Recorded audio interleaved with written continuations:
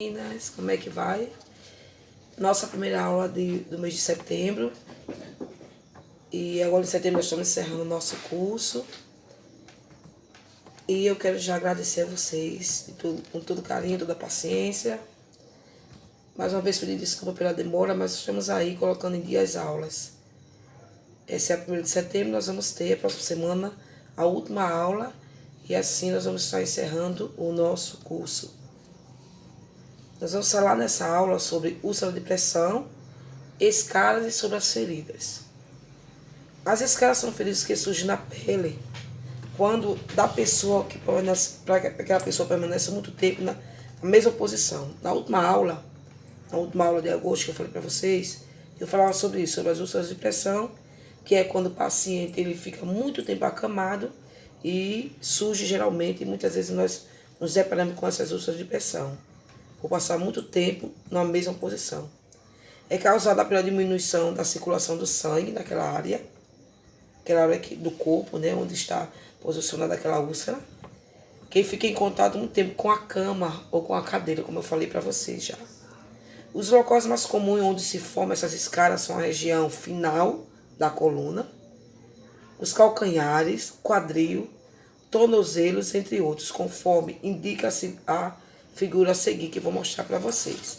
Então, nessa figura, nós vemos pacientes que são acamados, como já falei, de muito tempo na mesma posição. E quando nós nos deparamos com a úlcera de pressão, a gente temos que posicionar ele de forma que não possamos ferir aquela úlcera, não possamos posicionar em cima daquela ferida. Temos esse cuidado com isso, né? Leve a pessoa ao lugar onde possa tomar sol por 15 ou 30 minutos, de preferência antes das 10 ou depois das 16 horas, com aquela pele protegida, com aquela úlcera de pressão protegida por filtro solar. Por quê? Porque o sol fortalece a pele e fixa as vitaminas do corpo e ajuda a cicatrização daquelas escaras. Então, lembrando que o sol ela é bom para a pele, ela fixa isso e ajuda nessas escaras ao paciente. Ao colocar a comadre é aquela vasilha, que a gente coloca embaixo do paciente, né? Para fazer as necessidades as necessidades fisiológicas. Que muitas vezes nós podemos precisar de ajuda para que aquela comadre ela não possa roçar, né? Ou tocar em cima daquela úlcera de pressão. Então, nesse momento, nós colocamos a comadre para as necessidades fisiológicas do paciente. É necessário que ele tenha muito cuidado quando esse paciente tem as úlceras de pressão, para que isso não possa agredir a pele dele. A pele da pessoa cuidada precisa ser frequentemente avaliada e bem hidratada. Quem faz isso? O médico que cuida daquele idoso. Ele deve olhar essa úlcera de pressão e deve passar. Geralmente a gente coloca óleo de girassol e outras coisas mais para hidratar aquela pele, para aquela pele não ressecar. Para manter o que é a hidratação da pele, é preciso oferecer líquidos em pequenas quantidades, da forma como água, suco, chás, várias vezes ao dia, mesmo que a pessoa cuidada não demonstre sentir sede. Então, quem tem úlcera de pressão, para que a gente possa cuidar desse paciente, e para que essa úlcera não venha ficar ressecada, ela venha cicatrizar com frequência, né, e melhor, mais rápido, a gente deve oferecer sempre a esse paciente líquidos. Tá certo? Muito importante isso. Esse cuidado é importante principalmente para crianças, idosos.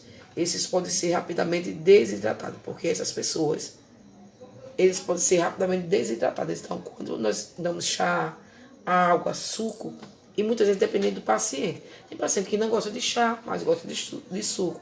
Tem paciente que não toma chá nem suco, mas gosta de tomar muita água. Então, são opções que nós temos, tá certo? Após o banho, nós devemos massagear a pele da pessoa cuidada com creme ou óleo apropriado. Esse cuidado, além de hidratar a pele, melhora também a circulação do paciente. Se a pessoa cuidada utiliza fraldas, é necessário trocá-las cada vez que essa pessoa urinar ou evacuar, para evitar que a pele fique úmida. A pele desse paciente deve estar sempre sequinha, com muito cuidado. Procure alimentar a pessoa fora da cama para evitar que os resíduos do alimento caídos no lençol machuque a pele e possa provocar escaras. Caso seja necessário alimentar a pessoa na cama, é preciso catar todos os farelos e resíduos de alimentos que tenha caído naquela cama, para que evite que eles formem escalas. Tão frágil está essa pele, né? Podemos constatar que até os resíduos de alimento, se tocar nessa pele, pode ocasionar escala a esse paciente.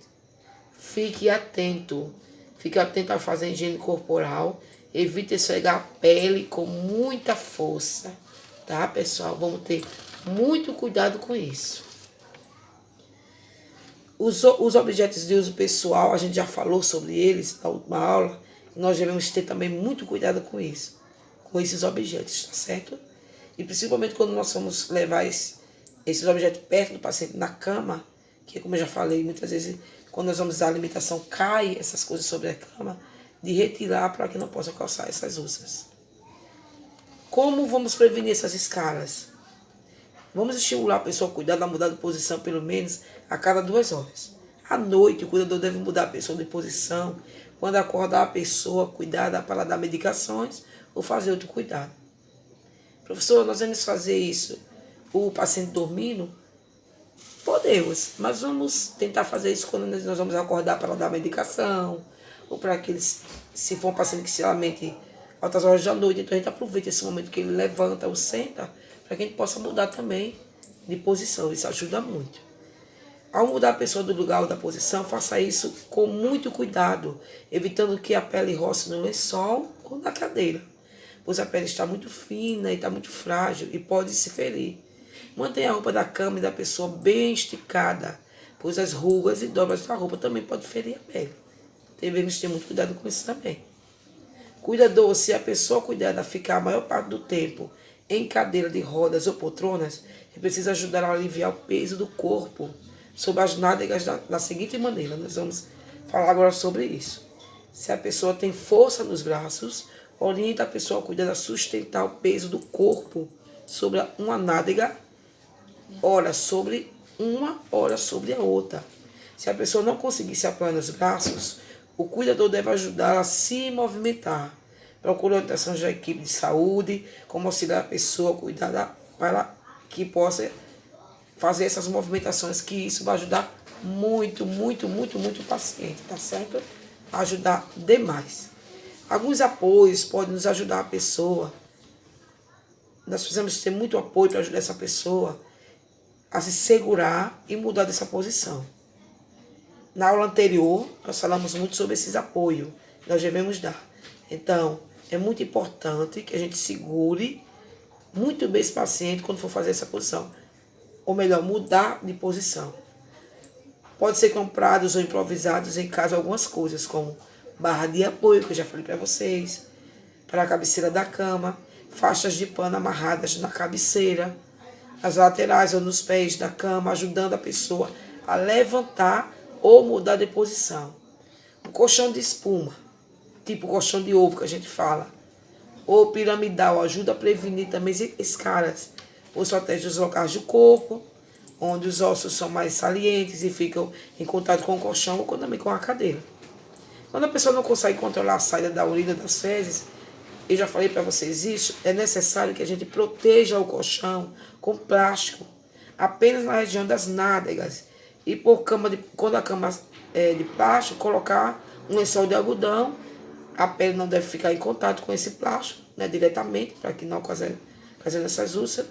E proteger os locais do corpo, onde os ossos são mais salientes, mais frágeis, com travesseiros, almofadas, lençóis ou toalhas dobradas, em forma de rolo e outros mais. Então, como eu já falei para vocês, na postura de vocês vai estar a figurinha dizendo bem direitinho como nós devemos fazer isso, com muito cuidado, tá certo?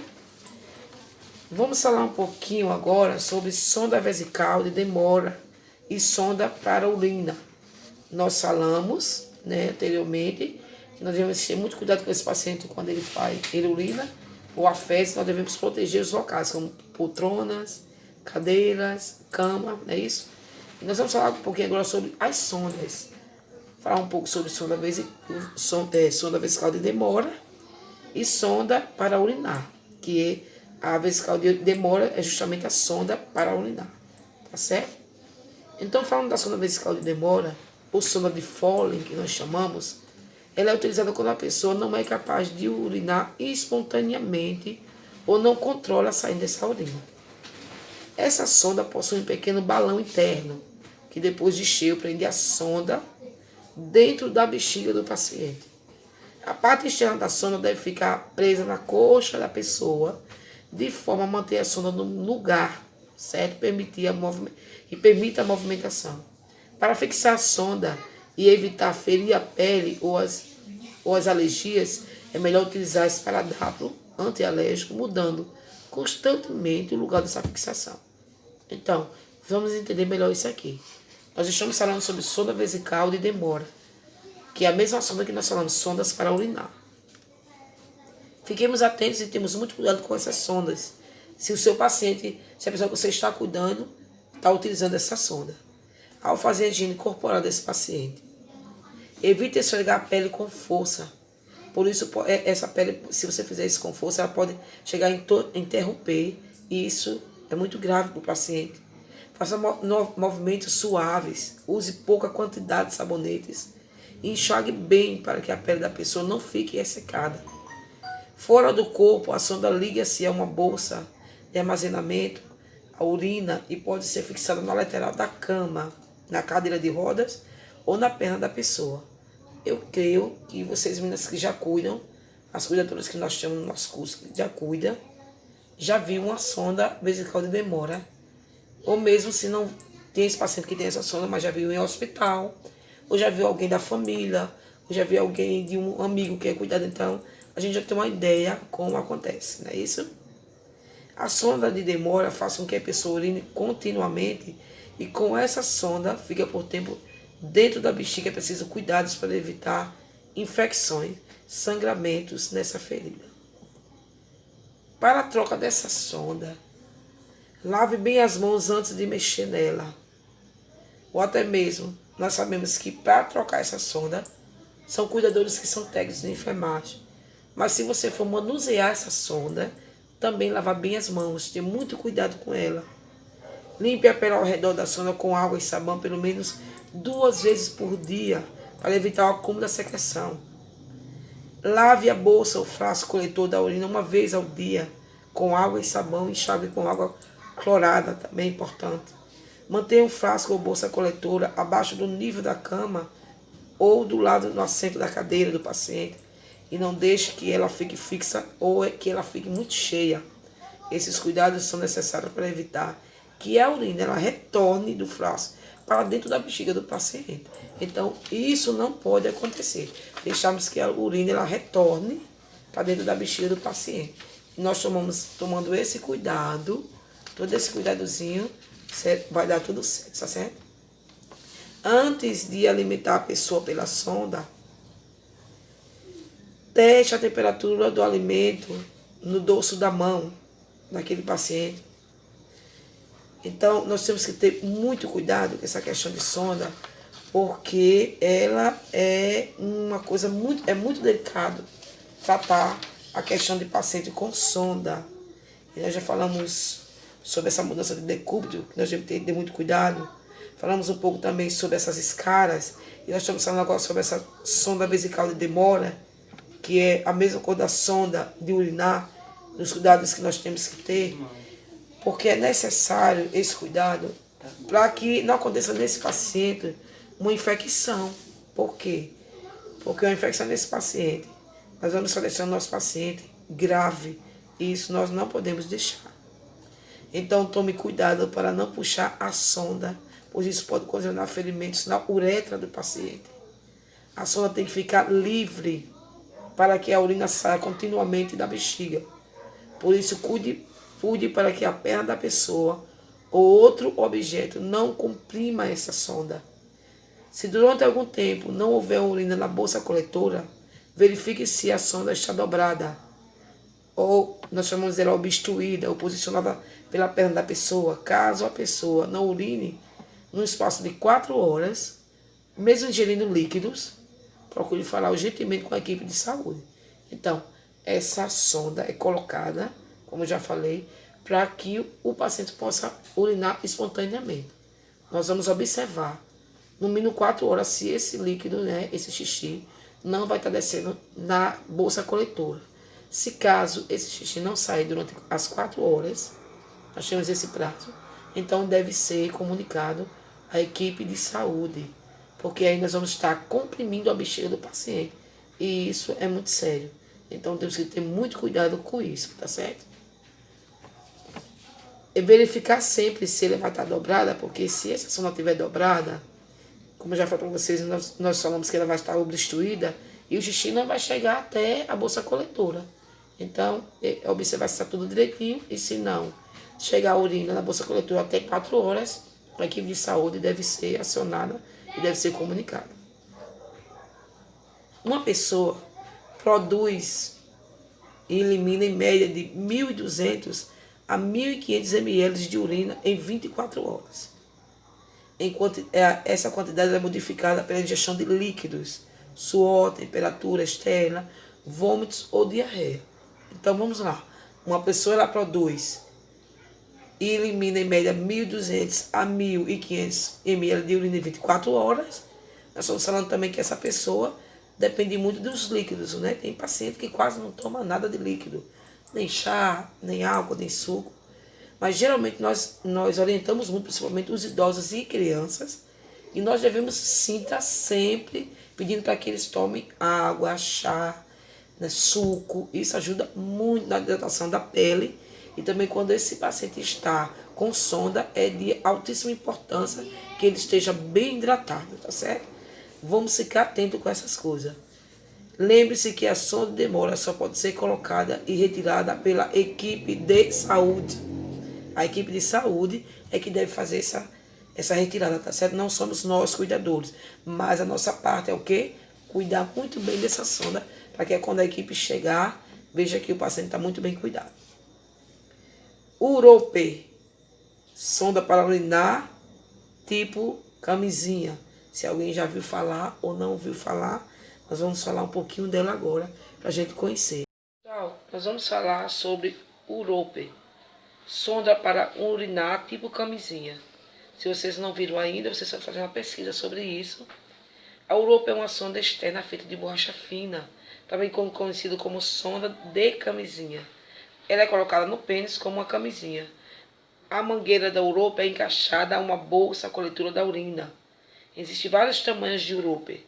O cuidado maior é fixar essa fixação da mesma, onde utiliza-se micropore e não pode garrotear o genital do paciente. Então, depois vocês podem ver com maior cuidado, com mais carinho sobre a Urope, para que vocês possam conhecer, tá certo? Eu quero terminar essa aula de hoje falando como a gente pode auxiliar esse paciente no funcionamento do intestino, né? Nós temos nossos idosos que, muitas vezes, que eles têm dificuldade disso. Então, como nós podemos auxiliar, né, no melhor funcionamento do intestino desse idoso? Nem sempre é fácil recuperar o controle do funcionamento do intestino do idoso. No entanto, é possível treinar o intestino a evacuar em determinados períodos. Isso nós fazemos isso da seguinte maneira. Diariamente, antes do banho, massagear a barriga da pessoa cuidada com a mão espalmada, como se desenhasse um quadrado. Começando pelo lado direito, na parte inferior, suba para o lado direito superior, vá para o lado esquerdo superior, desça a mão para o lado esquerdo inferior e volte para o lado inferior direito, pois é dessa forma que o intestino funciona. Então, quando nós realizamos essas massagens sobre a barriga do nosso paciente, do nosso idoso, nós fazemos com que ele tenha maior funcionamento do intestino. E acompanhando também, claro, das alimentações. Para que ele tenha um bom funcionamento do intestino, é interessante que ele tenha também uma bela alimentação. Tá certo? Então, nós ficamos por aqui na nossa primeira aula de setembro. Eu vou estar mandando para vocês a próxima aula, a última aula de setembro, encerrando assim o nosso curso. Quero mais uma vez pedir desculpa por tudo, pelo tempo, pela demora, e dizer que eu estou aqui à disposição de vocês. Meu muito obrigado. Que Deus abençoe vocês e estarei à disposição para o que vocês precisarem de mim. Tá certo, meninas? Um beijo no coração de vocês. Fiquem todos com Deus e que tudo isso passe logo. E que a gente possa se encontrar, se abraçar. E que a nossa amizade seja firmada, tá certo? Em nome de Jesus. Tchau, fiquem com Deus, até a próxima aula, se Deus quiser.